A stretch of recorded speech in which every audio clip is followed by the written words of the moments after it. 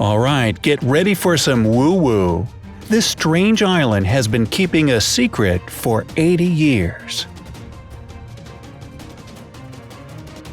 Our story begins in the Tasman Sea, the body of water between Australia and New Zealand. It's exactly here where the Lord Howe Island Group had been lying unperturbed until 1788. That year changed everything in the history of this lost place, as British Lieutenant Henry Lidgbird Ball discovered the central island of this group as he was on his way to a nearby Norfolk Island. Having fulfilled his mission, Ball was heading home when he decided to claim a newly uncovered territory for his country. At that time, nobody could have imagined the surprises this island would have in store for people decades later. After Ball's discovery, permanent settlements had already been established on the main island by 1834. Despite being just 6.2 miles long, Lord Howe Island represented, and still represents, an idyllic picture of a tropical paradise. As for the rest of the islands belonging to this group, they were mostly rocky volcanic landmasses. Once people started finding out about the islands, they became a place of buzzing activity and world-changing benchmarks. Right after the discovery, the place was used as a port for whalers. But when this industry went into decline, another precious commodity was discovered on the islands: kentia palms. Somewhere around the 1880s, entrepreneurs started exporting these trees from the island. As a result, these flowering palms now grow all over the world. And after the Second World War, Lord Howe Island became a popular tourist destination. Nowadays, this magical place, with all kinds of natural, historical, and cultural sites, can proudly boast the title of a World Heritage Site. The waters surrounding the islands form the Lord Howe Marine Park, and all of the group's 28 islands are protected by the Lord Howe Island Act of 1981.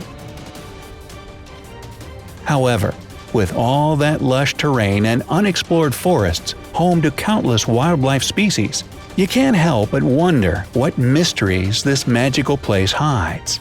Well, the islands do indeed have their own secrets. And one of the biggest ones came to light not too long ago. No, it wasn't found out on the main island. To get to it, we'll need to head southwest from the middle of the group, where we'll run into the famous Ball's Pyramid. And why is it so well known? There are no people living on this island and no beautiful beaches or bright exotic flowers. It's simply the tallest volcanic rock formation in the entire world.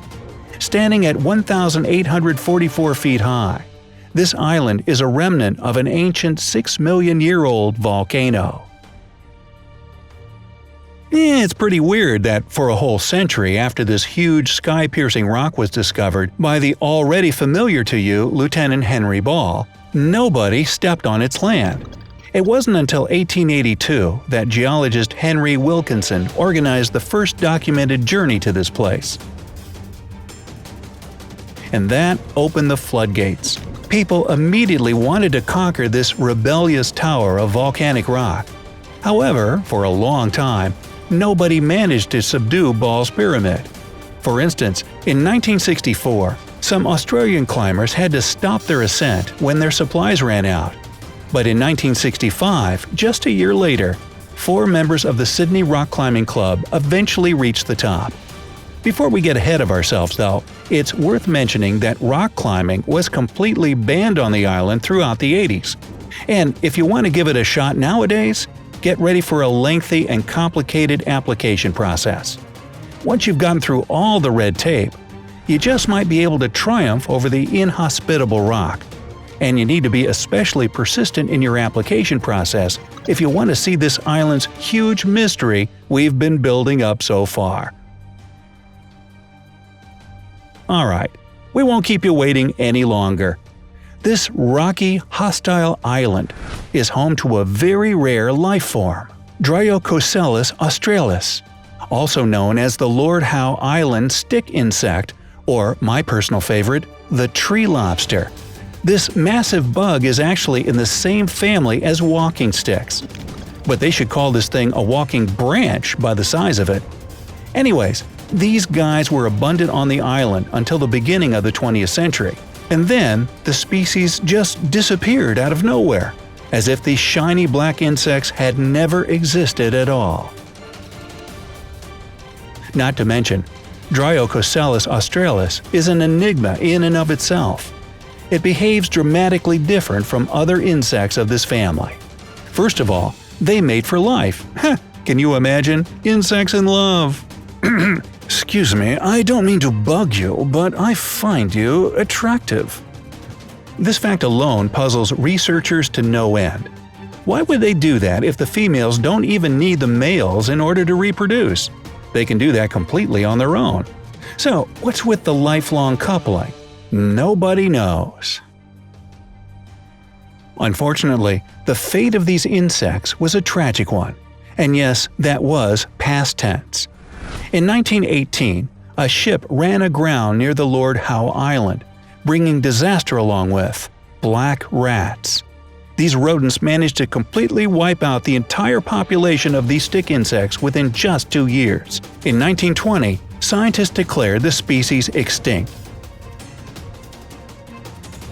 Knowing all this, imagine the pure amazement of a group of climbers that encountered the remains of Dryococelus australis when they were ascending Ball's Pyramid in 1964. This finding seemed strange, as the insects hadn't been seen, neither dead or alive, for 44 years. Several decades passed, and within this period of time, scientists discovered even more dead specimens. Unfortunately, they couldn't find the source of the insects.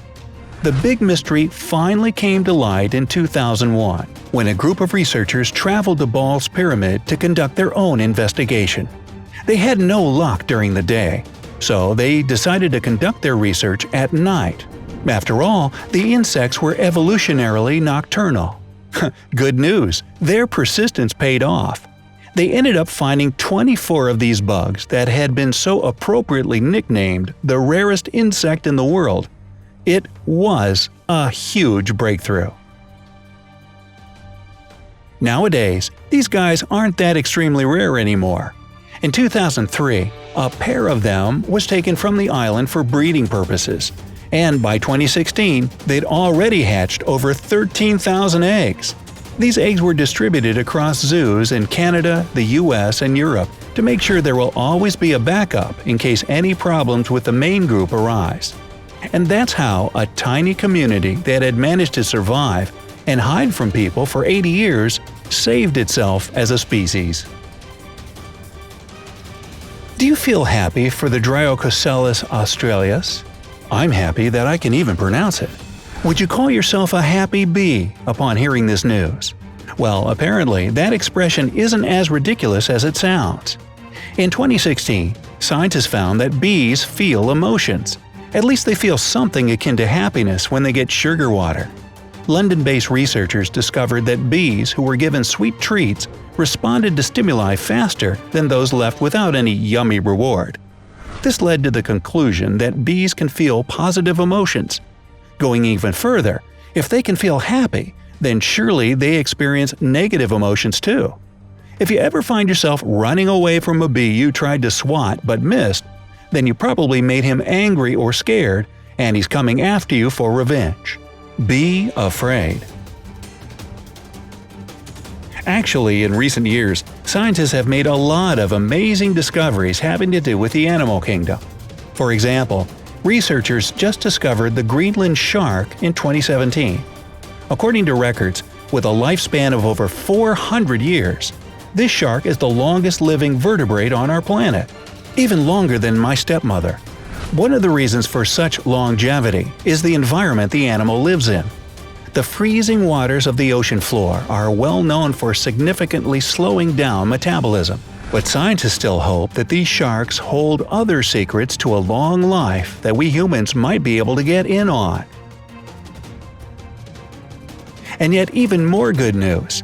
Thanks to incredible and successful conservation efforts, humpback whales and pandas are no longer considered endangered species. The giant panda was moved from endangered to vulnerable on the list of species at risk of extinction. That happened after a number of giant pandas in the wild in China reached 1,864 in 2014, which meant a 17% increase in the population.